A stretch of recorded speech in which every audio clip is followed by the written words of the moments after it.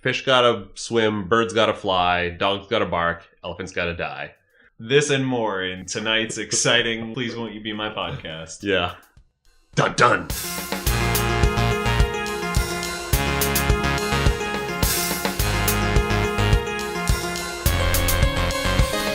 It's a beautiful day in the neighborhood, a beautiful day for a neighbor. Would you be mine? Could you be mine? I've always wanted to have a neighbor just like you. I've always wanted to live in a neighborhood with you. Well, it's another beautiful day in Mr. Rogers' neighborhood. Yes, it is, Stephen. It's a beautiful day in our neighborhood, too. Yep, it certainly is, Andrew. It's Mr. Rogers Friday. It's Our Monday. Wednesday. Well, it's Monday when it comes up. Or I late suppose. Sunday. It's your Monday. It's our Wednesday. It's Oh, Mr. boy. Rogers Friday. I wasn't ready for this level of arithmetic. It's episode 1180, which is volume 1, episode 10 Yep. on the Amazon collection. We are finishing Mr. Rogers' theme week on jealousy. That's right. And we finally get to see what becomes of the whole Henrietta thing. debacle. Nothing. No, not really anything. No.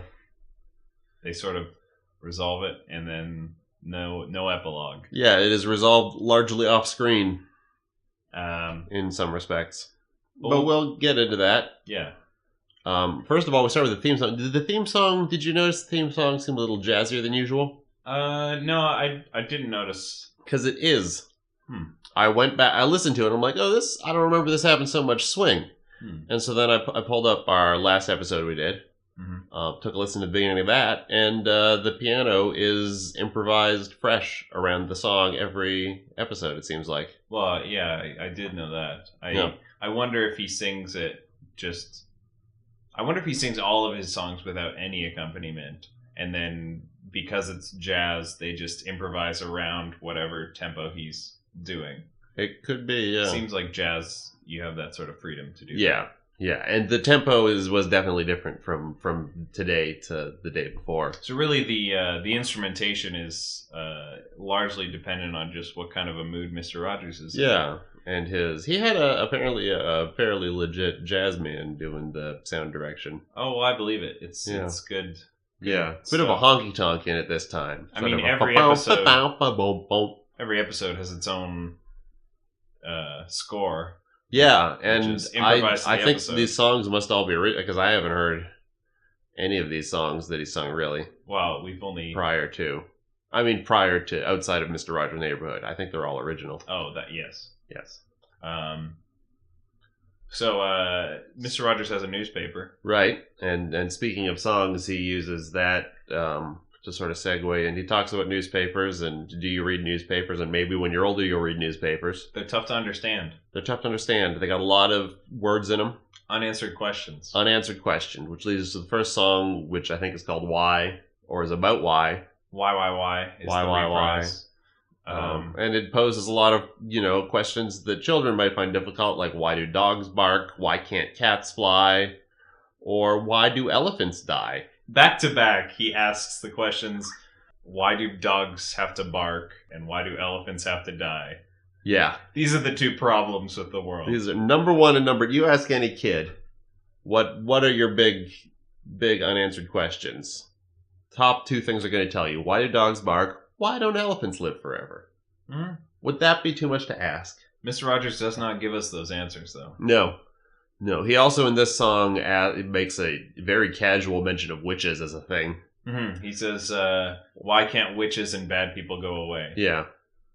Which is interesting, given the overriding theme, I would say, of the practicing of magic in Mr. Rogers, as we've discovered. Yeah, why can't Henrietta just go away and stop doing witchery. on Or- cakes? Or Lady Elaine Fairchild, bona fide witch. So he sings the song, and then Mr. McFeely knocks on the door. Yeah, Mr. McFeely shows up. And he's brought a good surprise in a box. It's Although we were talking about the improvised jazz accompaniment, and when Mr. McFeely comes on the screen, the music gets as like anxious and unnerving as Mr. McFeely's presence does. And it's I missed that. no, if you It's like a Hitchcock score. yeah, it really is. is. Like you really get the sense from the music that this is an unstable man. Just drawn too tightly. But he's got a cardboard It's box, a shoebox. a shoebox. Yeah, Something's in it. he's delivering it Which to Mr. Rogers. Likes to walk on the land and swim in the water. It's from the reptile family. It's a turtle, So everybody says it's a turtle. Sam the turtle. which is Mr. McFeely's pet, Yep. which he delivered to Mr. That's Rogers. a fun low-key joke. What? Mr. McFeely of Speedy Delivery has a pet turtle. Oh, Yeah. that's clever. Yeah, and I respect them for not, like, putting a lampshade on that. Underline it, yeah. Yeah, they're just like, oh, he has a turtle and it's his pet. That'd be fun. He doesn't have a goat pet. He just sits a goat. Yeah, this is the second animal in 1 week that he's left at Mr. Rogers' house for the lunch hour. And You have to wonder if this is unwanted. The second Speedy Delivery, which is just, I'm going to leave this with you for a little while. Maybe you can show it to your friends in TV. He drops it land. off and says, maybe this is interesting. Yeah. So Speedy, Mr. McFeely, Mhm. doesn't disappear, he leaves. He leaves in a hurry, Leaves in such a hurry, he forgets his hat. in his iconic hunched over, taking tiny steps very quickly, so that he's moving at basically a walking pace, but seems faster because of his tiny steps. That's some good stagecraft. So now Mr. Rogers gets to play with the turtle for a while. But he realizes that Mr. McFeely being in such a hurry, Oh, that's true. He forgot his hat. he left his hat behind, and Mr. Rogers takes this opportunity to, try it. I mean, he first runs out to see if he can give it back. But Yeah, then after Mr. McFeely, long gone already. He's halfway across the state. Or he's halfway across the yard, given his tiny steps, but he's moving very quickly. He's moving very quickly. So yeah, Mr. Rogers puts Mr. McFeely's hat on and does a pretty unflattering impression of him. Yeah, he really makes fun of Mr. McFeely. He puts it on, he grins, and then he thinks for a second, then he says, "Speedy delivery, speedy delivery." Yeah, and it's like it's unflattering. It's also a very sort of haphazard. Like he's not all in on this impression. Right. Yeah, and it's brief too. He's like, "Well, that was fun. Put the hat back. Let's play with this turtle." He's handling this turtle basically through the whole episode Yeah. without a care in the world for whatever horrible disease you're supposed to get from holding turtles. Oh, I was going to say, without a care in the world for the independent mind of this turtle. Yeah, the turtle seems maybe a touch stressed out. I feel like this might be the entire reason Mr. Rogers had the newspaper. At least it works out well because he takes him over the table, puts some He puts newspaper to make sure under him. makes no mess on his Yeah, table. which if he does, I didn't notice any. So he gets the turtle to walk. He shows it the fish. Then he tries to make a newspaper hat. Yeah, he says, "Hey, you could make a hat out of newspaper," and he gives it a few shots and does a He terrible does. job. He just sort of folds it in half, doesn't work. No, Tries it a it's, couple times. He puts it on his head each time though, which is nice. Yeah, you get to see. You get to see him wearing just the least effectual hat possible. I don't want to put too much on you, but that'll probably be on the Tumblr. Yeah, That's a good picture. yeah, It's definitely. a good image for the Tumblr. Mr. Rogers just wearing a folded newspaper. And then we head over to the land of make-believe. Is that what happens next? He heads over. Yeah, he's going to he- show the turtle the trolley. Yeah, and asks if the turtle wants to go on the trolley. Yeah. Well, first he says he's going to show the turtle. And then he says, I mean trolley. Which, if anything, is an unscripted mistake. It had to be that. And admirably, he rips on it a bit. How turtle and trolley sound similar. He asks the turtle if he wants to go on the trolley, and then they decide that no, the turtle shouldn't go on the trolley. And so Yeah. he says, let's pretend then that the turtle didn't go on the Or trolley. let's not pretend that let's not pretend that Sam is in the land of make-believe. He needs to make sure that he and his television neighbors are on the same page, so that the turtle doesn't accidentally wind up in the land of make believe because one kid imagined it. Although he is I think refreshingly loose about the land of make believe this episode. What do you mean? So for this second week of Mr. Rogers' Neighborhood that we've been watching, from the early 70s. He's been very, like, whenever we go into the land of make-believe, he's like, so this time let's imagine, grandpa's dead. Yeah, granddaughter's coming to town. Henrietta doesn't like it. Maybe she's upset. He really sort of hits out all the bullet points. And this time he's like, well, let's not imagine that Sam goes to the land of make-believe. Let's just imagine we go to the land of make-believe and see what's going on. Yeah, he really lets them live their own lives this time. Yeah. So, yeah, I guess let's hop on the trolley, head on into the land of make-believe. No turtles allowed. No turtles required. You're right. Unless I imagine that they're there. I imagine a turtle is allowed. Then it is. Yeah. I wouldn't be surprised if a turtle shows up at some point, or has already. Platypuses, fair game. I did some research. Oh, did you do research into if there's any turtles in the land of make-believe? No, I researched whether the waterfall was... Oh. Yeah, no mention. No mention of the waterfall I didn't watch anywhere. the episodes, but there was certainly no plot involving a waterfall. Nothing in the week. synopsis suggested a waterfall. Somebody probably just went ahead and made a Did waterfall. the waterfall appear last week? Did you see? No, it didn't. There was no waterfall last week. I think that probably somebody just went ahead and made one and Maybe. said, "Hey, Mr. Rogers, can you use this?" And it's like, it's not very good, but I have to now. Maybe we have to go further back. Have to now to be polite, maybe. So we get to the land of make. Yeah, we're in the land of make-believe now. And Long trolley ride. yeah, it's Lady Averlin, Colette, and Grandpere. Yep, The hanging cake- out. The at cake is still balancing where it was. very when precariously. Lady Elaine. I hope they shot these episodes real close to each other, because I'm nervous just watching it. Because that's a production nightmare if that thing falls for real. Mm-hmm. Now is that a new cake, or when do you? Do they? I think they shoot these day by day. I would think they shoot these day by day too, except that the cake at some point before like the last episode went gold had to get pushed over Yeah, so they could play that backwards. yeah, no.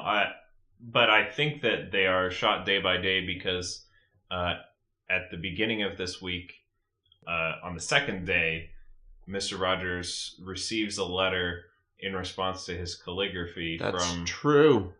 Uh, That's true. unless that's a lie. They must have just had extra cakes. So Colette had decided to leave the cake sitting out for a day because she wants to share it with the town. Yep. Could have The, put saran wrap over that or something, but whatever. Stick it in the fridge. She wants to share it with the whole neighborhood. Whole voisinage. The French word for neighborhood. Voisinage, I think. So she tasks Lady Averlin with delivering the party hats. The to customized everyone. party hats with everybody's name. Grandpere says that the party is at 2.5. Oh, I missed that. Oh no, he says it's at 2.5, which at first it's like, oh well, this is just more weird Mr. Rogers number stuff. Mhm. But actually, I think it's a very clever reference to the way time is described in French. So like in French, instead of saying 2:30, Oh, you say 2.5. you would say what would translate to 2 hours and a half. So yeah, Lady Averlin goes around, drops some hats off, takes Yeah, one she- to X the Owl. Yeah. Now, talking about these hats, we don't get to see every character. Actually, we don't get to see anyone except for a couple characters wearing their hats. But I'm pretty sure that some of these hats are much too big. So there's two sizes of party hats. There's sort of the traditional conical party hats, which are about the size you expect from those. Maybe a bit on the small side. And then there are these real tiny hats for the real tiny puppets. Little cowboy hats. Yeah, and Henrietta gets one of those. Yeah, all the cats get the Stetsons. Yeah, I wouldn't call them Stetsons exactly. Well, anyways, I was really hoping to see, particularly King Friday's hat was like a normal human size. Well, it has to fit over his crown, keep in mind. I suppose, but I feel like that would just end up being like Yeah. I don't know, it would be down over. Although his he eyes. also has to fit his crown. Oh, like I have to imagine that King Friday has his own custom party hat that he wears to occasions. Do you think he's going to reject this one? I just don't think I've ever seen him not wearing something that didn't convey his position. I mean, and authority. the conceit of these hats, which have everyone's name written on them, are so that Colette knows everybody's name because it's labeled, and I think she can probably identify the king from a lineup. Yeah, they also double as invitations. Yes. Well, and the king already wears a hat which is labeled with his pretty good party planner, Colette. name. Like the King Friday has 13 Mhm. on everything he wears. In one form or another. In one form or another, yeah. He's a 13-star general. I mean, maybe he's a 14-star general. It's been 3 years. He could have promoted himself. I doubt he would have, though. I think he's big on 13. So we see X the Owl. He's in a real sing-songy mood. He was waiting right behind the door to. Yeah, because he heard Lady Evelyn coming, talking. So he gets a party hat, and then they call out Henrietta Pussycat, or as X the Owl refers to her, Henrietta of Pussycats. Yeah, he's real fun today. Yeah, he likes to have fun with people's name. Yeah, and there's a bit of a sing-songiness. They sing a bit. He sings her out a bit. Yeah. So she comes out, and she doesn't want to come to the party. Or she wants to come to the party, then she doesn't want to come to the party when she finds out it's for Colette. Right. And she's mad because, she got a whole cake, and now she's having a party with presumably more cake. But Lady Aberlin explains that no, she wanted to share the cake. She didn't eat the cake. So now everybody's coming to a party to eat the cake. And so Henrietta says she'll think about it. In talking about Lady Aberlin is showing Henrietta her hat. And then X the Owl jumps in and was like, yeah, I got a hat too. It's got my name on it. I'm like, come on, X. It's not everything's about you. He really jumps in with his own. It's got to make it about him. I don't know. That rubs me the wrong way. Don't really get anywhere with convincing Henrietta to come to the party. Yeah, I mean, sort of get her halfway, but not. So really. Lady Aberlin goes to deliver the rest of the hats. Yeah. And we must stay with X the Owl and Henrietta for a bit, because I don't remember what happens. I wasn't paying attention or something. But when we cut back to Lady Aberlin, she has just given the last party hat to a corny Cornelius, who is not seen, but... He's not present, but I guess he'll find the hat on his doorstep. We take it on good authority that... I mean, I sort of got the impression that maybe we just missed him. Yeah, I guess. So yeah, she drops off the last hat, and she goes back to the Eiffel Tower. The Corny's factory's been upgraded. Yeah. It was kind of a cardboard box the last time. I'm trying to remember if we mentioned that before. Yeah, but yeah, he's got like showroom windows and stuff for his rocking chairs, which is his primary big old hypnotizing industry. Spiral machine, which is no doubt important. Yeah, gears and such. It's a much nicer factory than it was. So Lady Aberlin goes back to the Eiffel Tower because she needs to deliver the last hats to the people she got the hats from. That was a weird choice, but it works out. The Eiffel Tower, they decorated for two very small cats. They got a lot of streamers and balloons on that thing. I'm telling you, Colette's a good party planner. Real quick. Yeah, I guess. Maybe Mr. McFeely came by and did it all in a... So, yeah, they ask if everybody's coming. Lady Aberlin says, yeah, probably. Henrietta's a maybe. Grandpere is disturbed to hear that because he had hoped for Henrietta specifically to introduce all of the neighborhood. Because she knows them so well. Yeah, because she knows everybody in town. And I have to wonder who in this town doesn't know everybody well. It's a small town. Like, I've only watched... I've witnessed 2.5 hours Yeah, of this probably town. about that, give or take. And I think I know everyone well enough to introduce them at a party. I mean, I think there are people we haven't run into. Like, what's the hippo school teacher's name? Does she live here yet? You don't even know. See, you're a bad person to introduce the town. Yeah, that's true, and I don't know much about that Scottish duck platypus. Yeah, you don't know much about the platypus, but also, I mean, Colette has already just in the course of she's met. I mean, she seems to know Lady Aberlin relatively well. Lady Aberlin probably knows everybody just as well. Yeah. Has she met Handyman Joe Negri? Yes. Oh. She knows the trolley. Yeah. She knows Chef Brockett. So she's met a fair number of people, and they're not hard to... And Grandpere knows all these people, presumably. He's been here since week 1. Yeah. But anyways, Grandpere was real set on Henrietta showing up at this party. And Lady Aberlin says, that's great. This will be the thing that convinces Henrietta to go. I mean, that's probably the reason this role was given to her. It's just because they couldn't think of any vital role that Henrietta can play besides introducing everyone. Yeah. So her fears are justified, really. She is kind of... redundant. Do you think that in universe, Grandpere is picked up on the tension? And he's like, oh, I'd better make sure she's an important part of this party? Well, based on the fact that Henrietta doesn't know more about the people, as far as I can tell, than anybody else at the party. She doesn't seem like a social butterfly. No. She seems very... I feel like Daniel Tiger is the person whose character description is shy, but Henrietta seems similarly shy. They do make reference to Henrietta having lived there for ages, so maybe before... But again, so is everybody. Before it was televised, maybe Henrietta was the first citizen of make-believe. That could be, I mean... Yeah, it could be. I guess I don't know. But whatever. Lady Aberlin tells Henrietta, yeah, you should come to the party. Grandpere is really counting on you to introduce everybody. And she sings a song, Lady Aberlin does. Yeah, she sings a song about... Big revelation in this song, which is that Henrietta is apparently supposed to be black.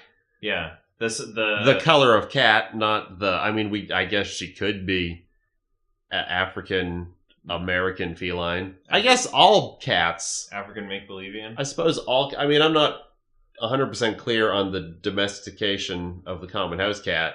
Are all cats African? Yeah, this song that Lady Aberlin sings is basically complimenting Henrietta, saying you're pretty, you're black, you're black, you're clothed in fur, which is nicely curled, and then she sort of runs out of things and then repeats "you are black" several times. Yeah, which good because I wouldn't have believed it if she hadn't said it. No, I always figured Henrietta was gray. Yeah, gray or maybe a mottled brown. Maybe she's quite old. Yeah, so this the song basically devolves into "You are black, you are black, you are black," which makes for kind of a weird song. Yeah, it's a little bit weird. So Henrietta decides she can take her earrings off. Oh, I didn't catch that. Yeah. I figured that was a new part of her look. Which is her last sort of... She's dropped all the eyeshadow and big hats and stuff. As of this morning, yeah. As of this morning. So I guess she was already on the road to recovery. In terms of... Or just resignation. Mm-hmm. But so she finally loses the earrings. Which is... She's just been invited to a party. You think that's the time to wear earrings. Okay, now you have a reason to wear earrings. But I guess it's a low-key party. It's not like the king's going to be there or everything. Oh, wait. But you can't really avoid that with social functions in the land of make-believe. Mm-hmm. Chances are...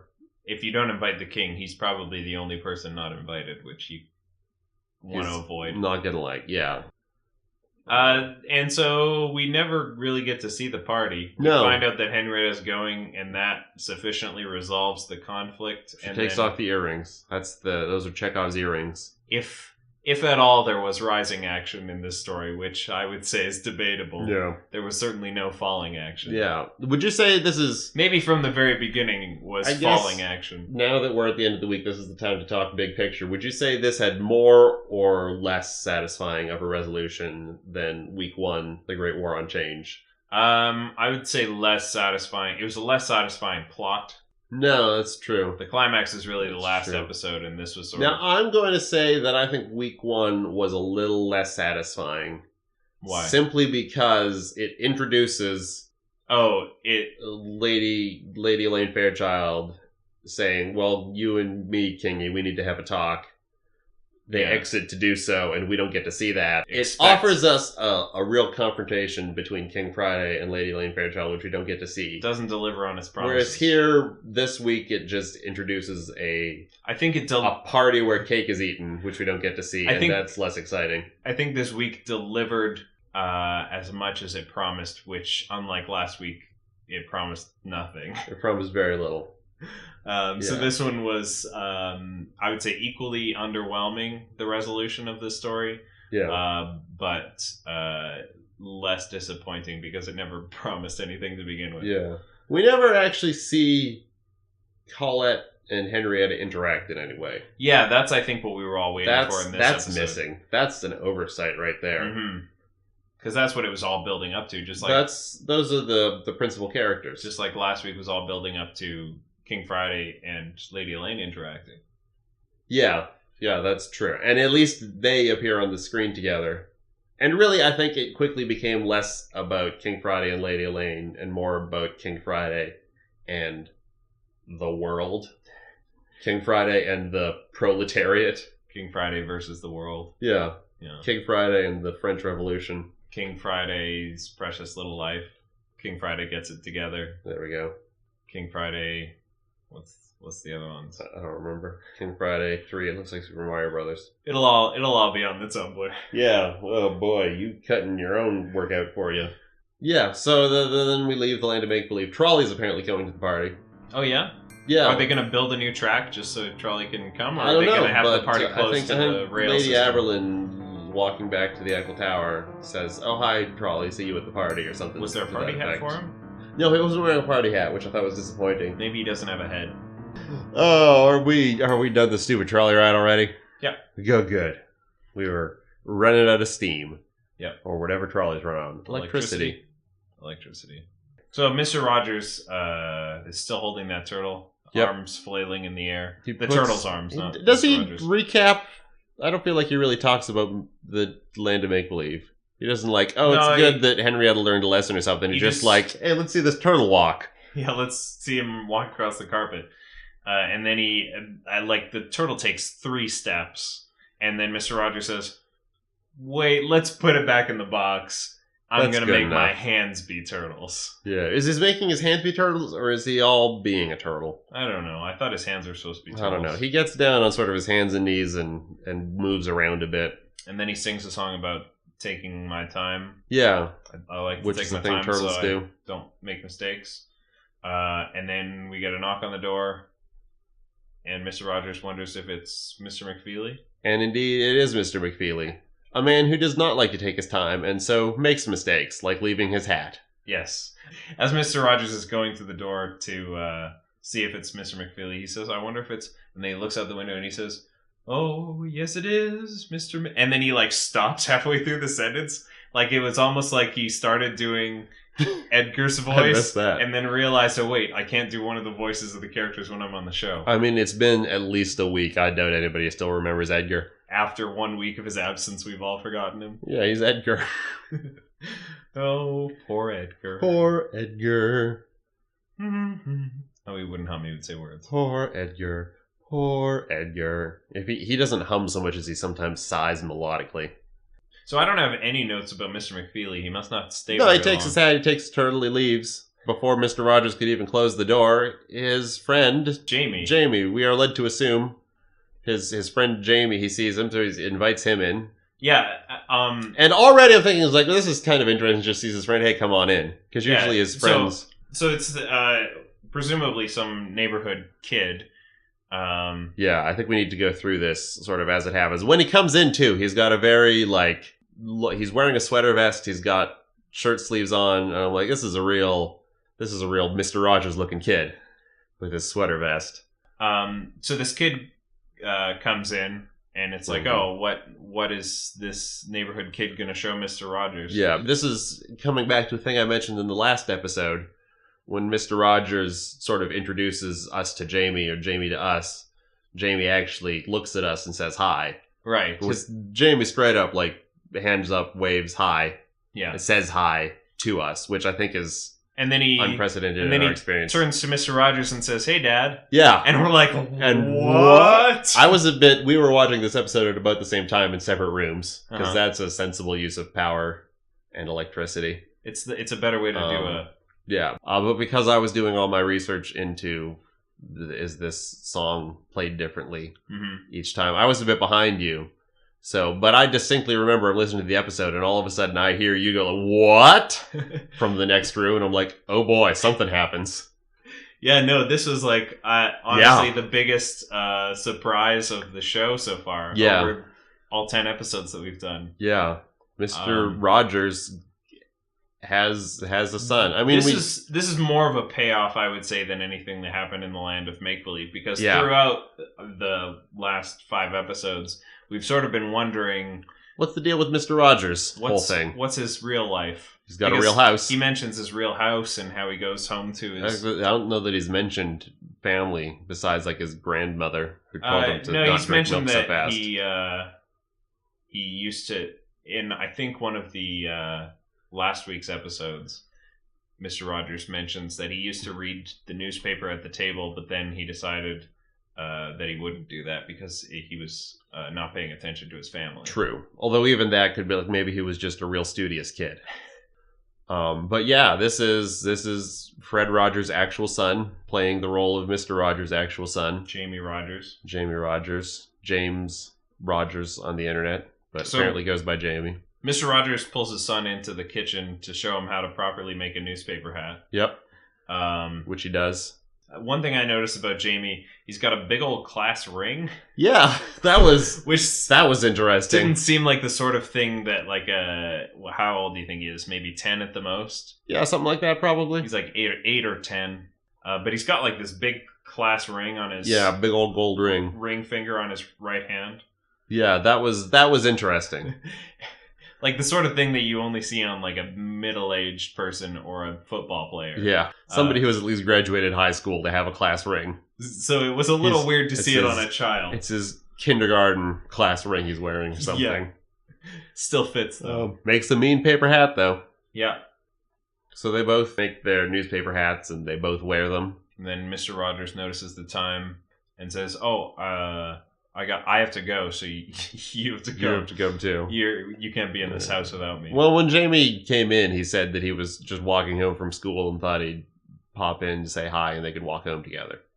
So is Mr. Rogers' actual house still in the neighborhood? Same neighborhood as his TV house? I didn't even think about which one do you think it is on the diorama. Because prior to this, I've assumed that Mr. Rogers' real house existed beyond the second, fourth wall that is around the perimeter of the neighborhood. But if Mr. Rogers' son... Yeah, this implies that Mr. Rogers' son walks through the neighborhood from home to school every day. Which means that his school and his actual home are in the same neighborhood as Mr. Rogers' studio house. Yeah. Or are we to step right outside the wall and assume that Jamie walks from his home or from his school in Pittsburgh past the studio, his dad's studio, and he's like, "Oh, I'll just pop in," and Mr. Rogers, in saying goodbye to Mr. McFeely, noticed his son standing by the fire door or something. He's like, "Oh, come on in. Let's finish up the show." And your father tried to do a scene about paper hats, but couldn't figure it out. Yeah, we should have rehearsed it. You were right. So he says they'll go home to see Mummy and Johnny. Johnny, yes, his Mummy other son. And Johnny. And so we're kind of in a hurry to get home. And Mr. Rogers does a reduced version of the outro song. Or maybe this is just how he has started since last week in the 3 years that we've missed. Right. This is how he started doing the Friday song. Because he used to, on last week, he said, "I'll be back when the day is new. Yeah. And I'll have more ideas for you." But in this episode, over the course of 3 years, I guess he's realized that he doesn't come back on Saturdays. Right. And he started Finally saying, figured it out. "I'll be back when the week is new." Yeah.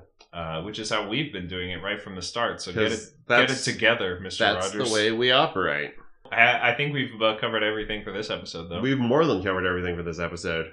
Next week's episode, we're jumping another 300 episodes into the future from 1971 to 1980. So 9 years. 9 years we are missing. Pace is picking up. It is kind of sad to skip 300 episodes and then everything's changed. Yeah, but hopefully we'll get into more of a rhythm. We'll hit more of the...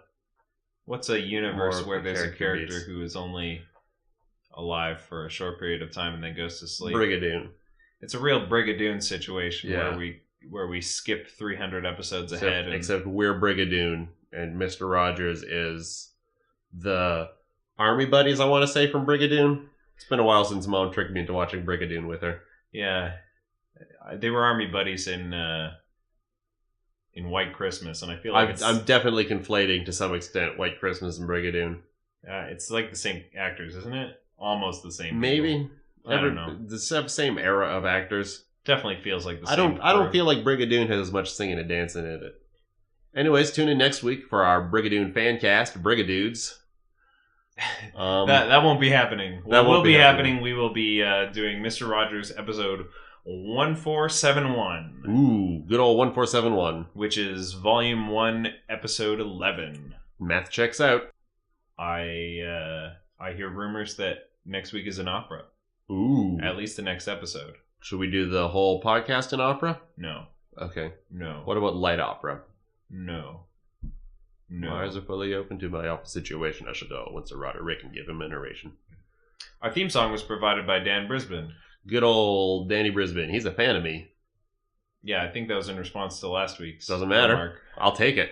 I mean, now he's made a habit of referencing your references to him. Yeah. And I feel like this being a reference to his reference to snakes eating its own tail. Yeah. Watch out for snakes, Danny. And our trolley tune was made by Rindale. Some guy on the internet. Yep. Seems like it could be a girl. It's a guy. I'm pretty sure. Profile picture's a guy. So we'll be back when the week is new, and we'll have more ideas for you. You better believe it. Andrew, I know you'll have things you'll want to do. Yes, and talk about. I will too. Great. Soup. Soup? I said super. Oh, super. Like, I thought you said soup. no. So let's make the most of this beautiful day. Since we're together, we might as well say, would you be mine? Could you be mine? Won't you please? Won't you please? Please, won't you be my neighbor? Won't you please? Won't you please? Please, won't you be my podcast?